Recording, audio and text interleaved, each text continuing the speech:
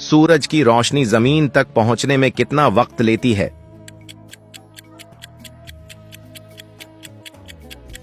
जवाब है 8 minute 20 second. Pakistan का सबसे बड़ा जिला कौन सा है?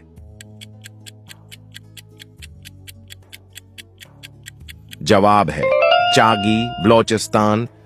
पाकिस्तान का सबसे लंबा दरिया कौन सा है?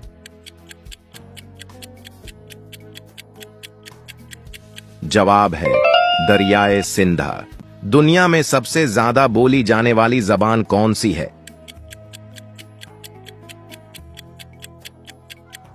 जवाब है अंग्रेजी।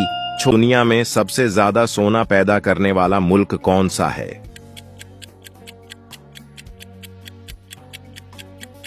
जवाब है चीन। वो कौन सा दरिया है जो दुनिया के सबसे ज्यादा ममालिक से गुजरता है?